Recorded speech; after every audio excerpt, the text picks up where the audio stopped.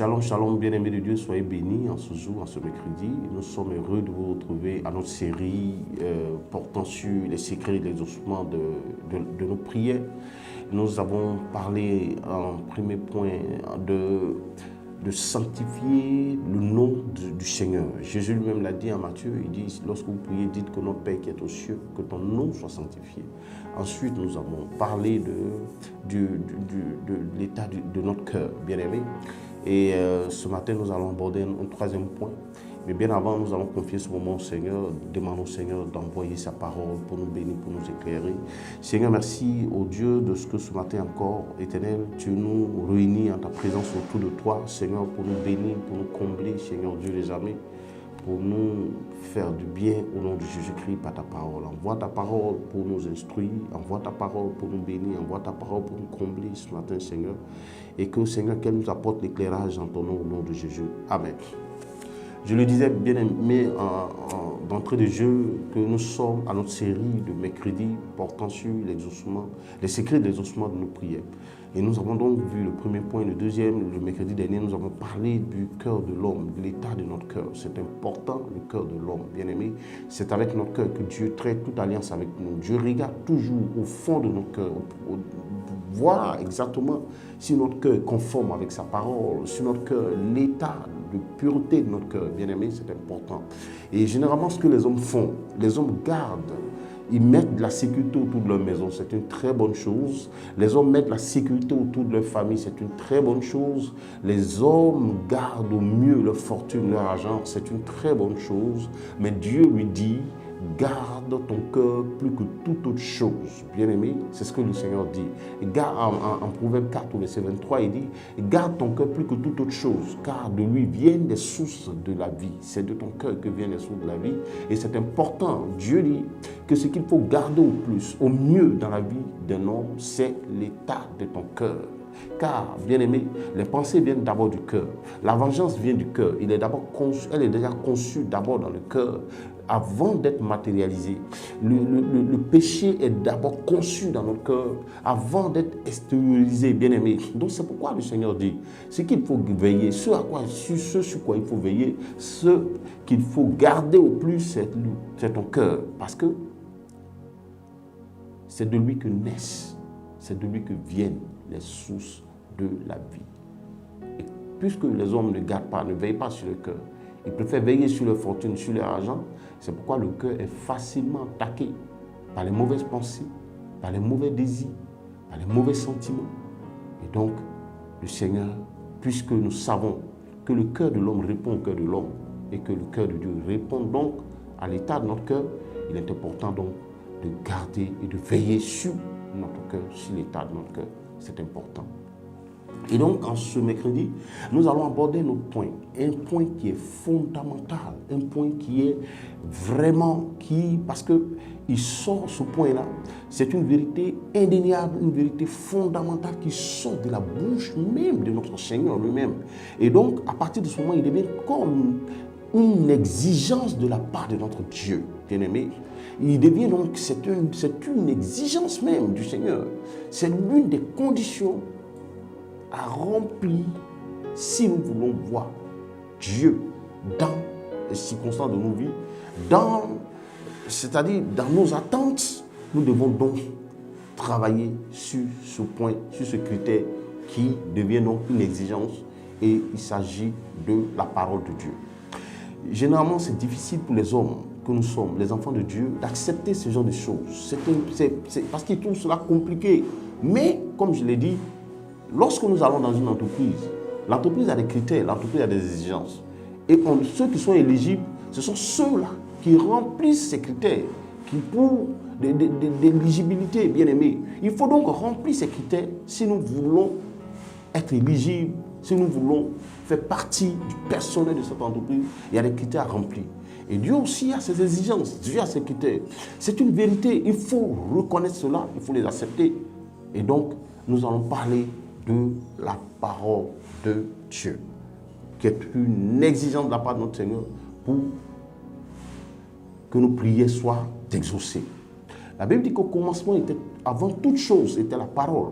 Et la parole était avec Dieu et la parole était Dieu. et la parole a été faite chair. C'est-à-dire quoi? Il s'agit du Seigneur lui-même. C'est-à-dire que la parole n'est rien d'autre que Christ. C'est Christ qui est venu, lui qui est la parole, a été matérialisé, a été fait chair pour venir habiter au milieu de nous. Et ce que Christ est venu nous communiquer, c'est la parole de Dieu, bien-aimé. Il est venu nous révéler Dieu. Dieu, il nous l'a révélé comme au travers de sa parole. Et les œuvres de Dieu ont été attestées, confirmées par le Saint-Esprit. Et donc, le Seigneur nous donne comme critère d'exaucement de nos prières, comme troisième critère, la conservation de la parole de Dieu. Nous allons voir en Matthieu 15, à partir du verset 7, nous allons faire donc une lecture. En Matthieu 15, au verset 7, il dit ceci. Si vous demeurez en moi et que mes paroles demeurent en vous, demandez ce que vous voudrez et cela vous sera accordé. Oh, bien aimé, c'est extraordinaire. Je reprends la lecture. Il dit, si vous demeurez en moi et que mes paroles demeurent en vous, demandez ce que vous voudrez et cela vous sera accordé. Elle est aussi simple, elle est aussi claire, elle est accessible à tous. Cette parole est sortie tout droit de la bouche de notre Seigneur. Elle est sortie tout droit de son cœur, bien-aimé. Le Seigneur, vous voyez, cela implique deux choses. Il dit, si vous demeurez en moi et que mes paroles demeurent en vous, demandez tout ce que vous voudrez et cela vous sera accordé. Cela veut dire, à deux explications, c'est-à-dire, cela démontre de ce que le Seigneur est tout puissant, qu'il est le maître des cieux et de la terre. Alléluia. Et qu'il a tout moyen, il a tout pouvoir de réaliser, de nous accorder ce que nous lui demandons. Cela voudrait dire que les cieux sont à lui, la terre est à lui, effectivement, avec tout ce qui renferme. Mais alors il dit, si vous demeurez en moi, ça veut dire qu'il n'a pas besoin, si nous demeurons en lui, c'est-à-dire si nous conservons sa parole, si nous n'allons pas en dehors de la parole de Dieu, la parole qui s'est donnée, la parole qui s'est jurée lui-même, parce qu'il est la parole. Il dit, si vous demeurez en moi et que mes paroles demeurent en vous, tout ce que vous voulez, demandez-le. Demandez tout ce que vous voulez et cela vous sera accordé. Pourquoi? Parce que la parole de Dieu n'est rien que Dieu lui-même. La parole de Christ, c'est Christ lui-même. C'est-à-dire, c'est lui qui a été fait parole, c'est lui qui est la parole, il a été fait juste chair pour venir nous révéler Dieu. Maintenant, aujourd'hui, c'est-à-dire que celui qui renie la parole de Dieu, il renie Dieu lui-même, puisque Dieu est la parole. Et donc, Dieu est venu habiter en nous aujourd'hui. Et donc, le Saint-Esprit est venu pourquoi? Pour nous enseigner la parole, pour nous instruire par la parole de Dieu. Et donc, la parole, c'est la vie. La parole, c'est Dieu. Et la parole, c'est la vie. C'est pareil que toutes choses ont été faites. La seule chose, elle est comme un garde-fou. C'est-à-dire qui nous sécurise, qui nous garde, qui nous protège et qui nous empêche d'aller au-delà, de déborder, vous comprenez, de sortir de la bergerie. C'est la parole de Dieu seul qui nous garde, c'est elle qui nous conserve, bien aimés. Et c'est pourquoi le Seigneur dit, si vous demeurez en moi, c'est-à-dire que si vous restez dans ma parole, si vous demeurez dans mes écritures, dans ma parole, dans ma loi, si vous l'observez et que je vois cela dans vos cœurs et que je reconnais, je vois en vous ma parole, c'est-à-dire moi-même, je me vois en vous parce qu'il se reconnaît par sa parole, il est la parole. Donc, c'est-à-dire, lorsque je me verrai en vous, c'est-à-dire la parole qui est Christ, si je la vois en vous et que je suis convaincu, je reste convaincu que vous demeurez dans le canevas que je vous ai donné, il n'y a aucune raison que je ne vous accorde pas tout ce que vous voulez. Parce que la parole est un garde-fou, c'est-à-dire ça sécurise, ça protège. Et je sais que par la parole, puisque vous y êtes, vous n'allez pas sortir, vous n'allez pas aller au-delà des limites que je vous ai fixées, vous n'allez pas aller vous mélanger au monde, vous n'allez pas vous confondre au monde, et en ce moment, je serai à l'aise de vous accorder tout ce que vous voulez. Bien aimé, cette parole est sortie de la bouche du Seigneur. On n'en a même pas besoin de faire de grands commentaires là-dessus. Mais comme je le dis, il a dit lui-même, il dit dans les derniers temps, les hommes ne vont pas désirer ces choses qui vous porteront jusque dans la vie éternelle. Ils ne vont pas les aimer, ils auront la démangeaison d'attendre d'autres choses, c'est-à-dire de la philosophie. des paroles qui ne reposent pas, qui semblent être vraies, mais qui ne sont pas vraies en réalité. Elles ne reposent pas sur ma vérité, sur ma parole, mais c'est des choses qui sont transformées, des choses qui sont formatées, c'est-à-dire à la dimension des réalités d'aujourd'hui, de ce monde, ce que cette génération désire, ce que cette génération désire entendre. Vous comprenez? Elles semblent vraies, mais elles ne sont pas vraies. Alléluia. Les hommes ne vont pas se donner de la peine à conserver ces choses, à les écouter, à les mettre en pratique. Ce qu'ils désirent, c'est qu'on leur dise, demain, à la première heure, tu vas rencontrer une femme à tel carrefour. Elle va te donner 2 valises d'argent. Demain, à la première heure, tu vas rencontrer la nuit, tard dans la nuit, tu vas rencontrer un homme, un ange de Dieu qui va descendre du ciel. Il va changer radicalement ta vie. Bien-aimé, c'est des choses que les gens veulent entendre. Mais lorsque le Seigneur lui-même qui est Dieu, le Dieu en qui nous croyons, c'est-à-dire le Dieu saint qui est venu habiter au milieu de nous, dans toute son humilité, c'est-à-dire il a accepté de quitter son trône, venir habiter au milieu de nous, et nous donne des recommandations, des instructions, et nous ne voulons pas les appliquer. Vous savez, lorsqu'on parle, quand Dieu parle ici, ça veut dire quoi? Dieu est notre Père. Il dit, lorsque vous priez, dites que notre Père qui est aux cieux, notre Père qui est aux cieux. Donc, c'est-à-dire que nous sommes donc les enfants de Dieu. Dieu est notre Père. Et donc, si Dieu est notre Père, et que nous sommes ses enfants, nous devons obéissance. Bien aimé, est-ce que vous savez combien de fois c'est frustrant de mettre un enfant au monde et de voir cet enfant nous désobéir? C'est-à-dire ne pas nous obéir, ne pas nous respecter, aller contre nos instructions, contre nos recommandations, contre les conseils que nous leur donnons. Vous savez combien de fois c'est frustrant? C'est que les enfants le savent, ils comprendront mieux ce que je suis en train de dire. Moi j'ai des enfants, Bien aimé, c'est frustrant, c'est humiliant et c'est méprisant de voir un fils désobéir à son père. Nous qui sommes des hommes, lorsque nos enfants nous manquent de respect, nous désobéissent, c'est-à-dire nous sommes sous le choc. Nous sommes frustrés.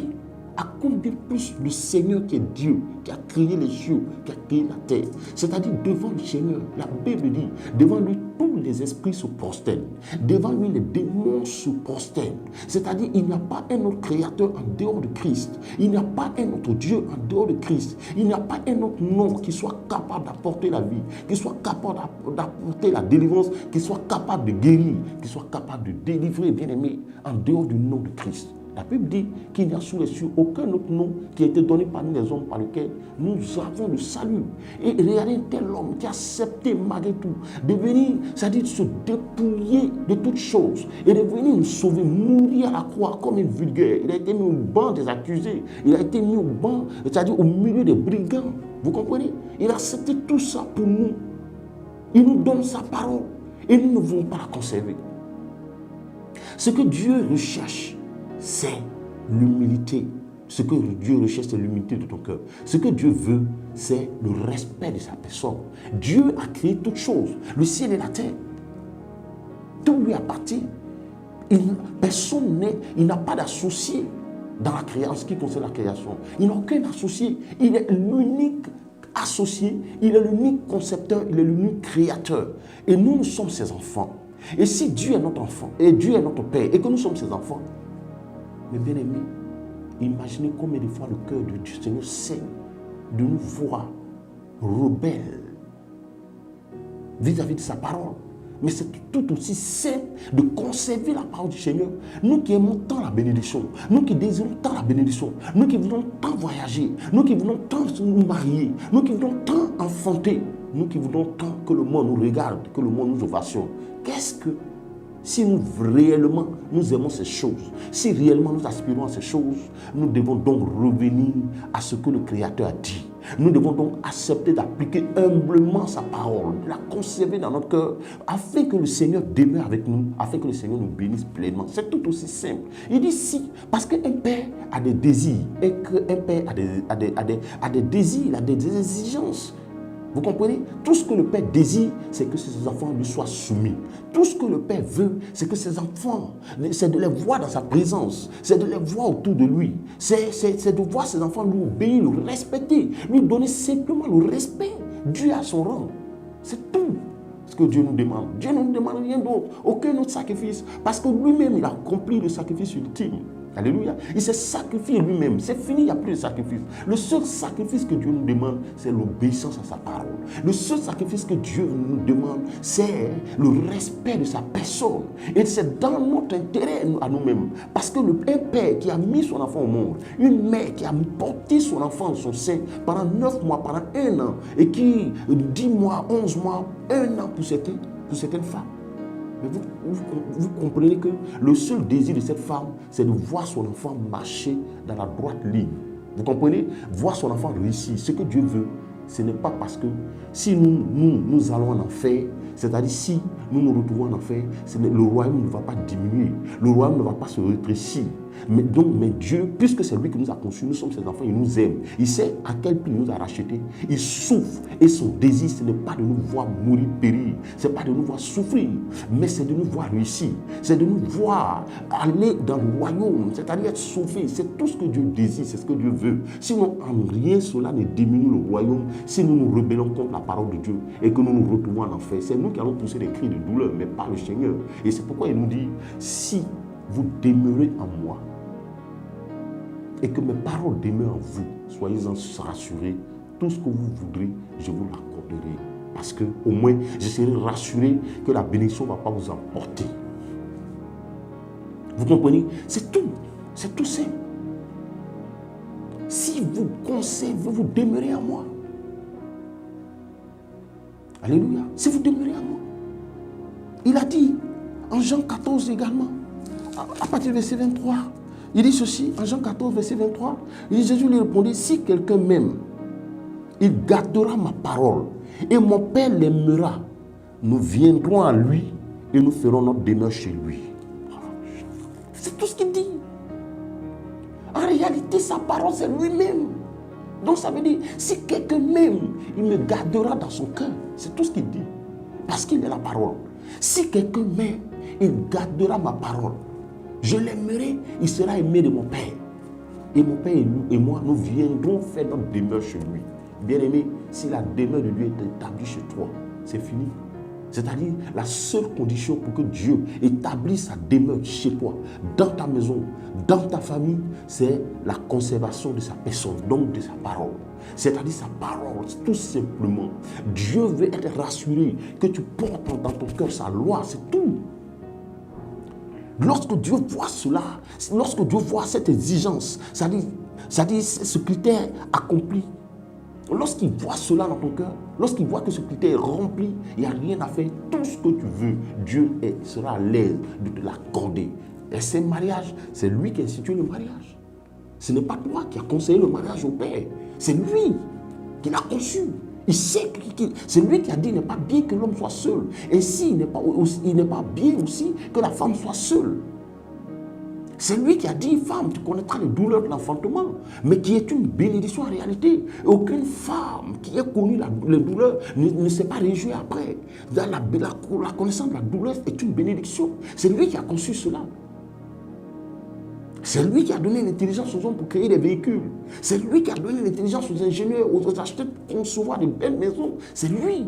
Donc, il n'est pas contre ces choses. Mais la seule chose qu'il voudrait, il ne voudrait pas que tu aies le pouvoir et qu'après tu abuses de ce pouvoir. Mais donc, il veut te donner, c'est-à-dire le baromètre.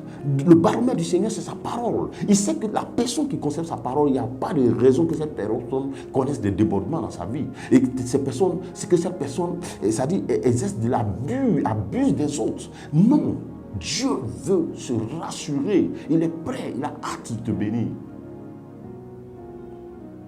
Il voudrait t'exaucer parce que quand il t'exauce, il est glorifié lui-même. Autour de toi, le monde est rassuré, le monde est glorifié, le monde se réjouit. La Bible dit que lorsque les justes abondent, lorsque les justes règnent, il y a de la joie, il y a de la paix dans la nation, il y a de la paix dans la ville, il y a de la paix dans la société. Donc c'est ce que Dieu désire. Mais le juste, c'est qui? Nous allons y revenir. Le juste, c'est celui qui marche selon la loi du Seigneur. Alléluia, qui pratique la justice de Dieu. Vous comprenez? C'est important. C'est important. Dieu nous demande. Il dit, nous viendrons, le Père et moi, nous ferons notre demeure chez lui. C'est-à-dire désormais, le Père est chez toi, le Fils est chez toi, le Saint-Esprit est chez toi. Et donc ça veut dire que imagine que le président de la République vienne faire sa demeure chez toi. C'est-à-dire tout ce que tu veux. Lorsque le Père vient faire sa demeure chez toi, rien ne te manquera. En termes de santé, en termes d'épanouissement, en termes de joie, en termes de sécurité. Il ne sert à rien donc de vouloir barricader sa maison, d'entourer sa maison d'une armée, parce que souvenez-vous que la Bible dit, si l'Éternel ne veille, ceux qui veillent, c'est en vrai qu'ils veillent, bien-aimé. Écoute ces paroles ce matin que Dieu t'envoie. Fais l'effort. Si tu veux vivre heureux,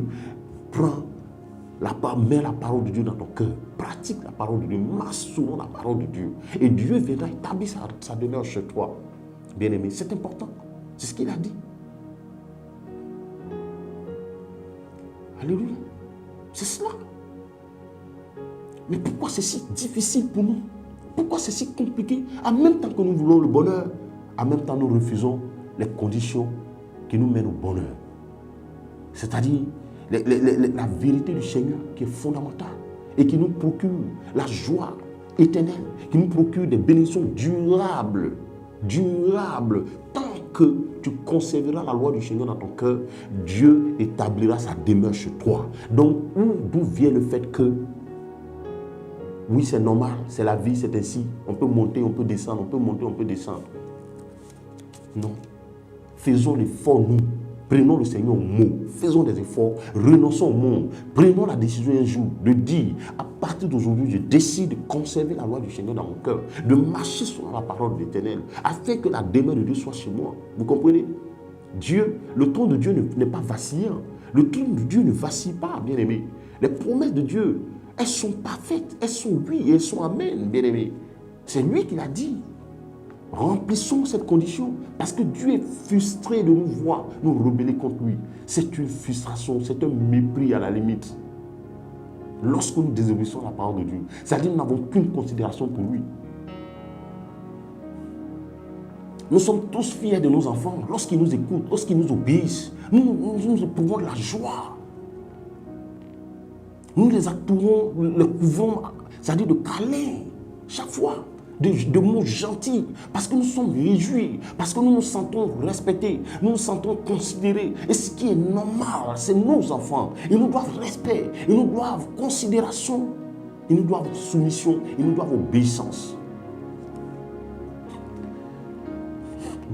Ce n'est pas nous qui avons conçu ces enfants. Ce n'est pas nous ne les avons pas créés. C'est une grâce de la part du Seigneur. Mais regardez combien de fois nous sommes frustrés. Mais à combien plus celui qui nous a créés, qui a créé toutes choses. Pourquoi le Seigneur ne serait pas frustré? Alléluia. Pourquoi le Seigneur ne serait pas frustré? Nous allons donc terminer en 1 Jean 3, à partir du verset 22. En 1 Jean 3, à partir du verset 22, nous allons voir prendre un autre passage et nous allons terminer aujourd'hui. Je ne serai pas très long. En 1 Jean 3, le verset 22, il dit ceci. Il dit, quoi que ce soit que nous demandions, nous le recevons de lui, parce que nous gardons ses commandements et que nous faisons ce qui lui est agréable. Voilà. Tout ce qu'un père désire, c'est que ses enfants lui soient agréables. Mais oui, que ses enfants lui obéissent. Il dit, quoi que nous demandons, nous l'obtenons. Nous l'obtenions. Pourquoi? Nous l'obtenions. Parce que nous gardons ses commandements et que nous faisons ce qui lui est agréable. Faisons ce que le Père désire, c'est tout. Voici les conditions de l'exaucement de nos prières. Et c'est fondamental. Il dit, quoi que ce soit que nous demandions, nous l'obtenions. Parce que nous gardons ses commandements et nous faisons ce qui lui est agréable. Dieu a un cœur, il a un désir, il a des sentiments, il a un souhait, il a un vœu. Vous comprenez? C'est de nous voir, lui être soumis, tout simplement. Non seulement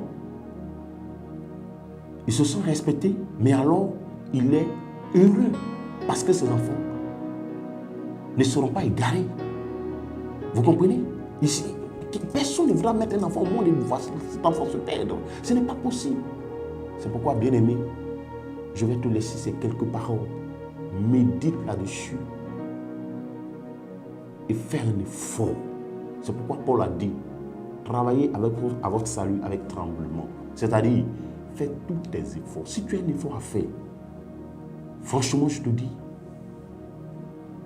Dieu ne te demande pas de jeûner 40 jours, de multiplier les 40 jours de jeûne. Non, parce que le jeûne, c'est bon, ça nous rapproche de Dieu. Mais après le jeûne, tant que tu n'as pas la nouvelle naissance en toi, bien aimé, ça devient zéro. Parce que tu retournes à tes habitudes. Mais celui qui pratique la justice de Dieu, qui recherche la crainte de Dieu, qui met dans son cœur, c'est-à-dire qui vit selon la parole de Dieu, celui-là, je te dis la vérité, il est approuvé du Seigneur, il est approuvé de l'Éternel. Et ses prières deviennent des désirs du Seigneur. Vous comprenez, ses pensées même deviennent des prières. C'est pourquoi, bien aimé, je voudrais en ce mercredi laisser ces quelques passages, médite là-dessus et tu verras Dieu dans les circonstances de ta vie. Seigneur, je voudrais te dire merci pour mes frères et sœurs en ce mercredi. Éternel, cette parole vient de toi et vient de ton cœur. Elle est sortie au Dieu de ta bouche. Il n'y a aucune autre vérité en dehors d'elle. La seule chose que tu désires, c'est de voir tes enfants demeurer dans ta loi, dans ta parole, rester dans la bergerie. Et la seule chose qui nous garde dans la bergerie, c'est ta parole, c'est ta loi. Apprends-nous à aimer ta parole. Apprends-nous à aimer ta loi, à la conserver dans notre cœur. Donne-nous de faire tous nos efforts pour conserver ta parole, pour obéir à ta parole. Combien, oh Dieu, il est frustrant de voir son enfant, Seigneur Dieu, nous désobéir. Combien il est frustrant, Seigneur. Combien cela est méprisant, Seigneur Dieu. De voir nos enfants nous désobéir. Seigneur, à combien plus toi qui as créé toutes choses, le ciel et la terre, et qui nous a choisis du milieu du monde. Seigneur, merci de nous aider par ton esprit à obéir à ta parole, à conserver dans nos cœurs, afin que ta demeure soit établie dans nos vies, dans les circonstances de nos vies, dans la vie de nos enfants, au nom de Jésus-Christ. Merci Seigneur, sois béni, sois glorifié, toi qui es vrai et qui vis éternellement. Au nom de Jésus, nous avons prié. Amen.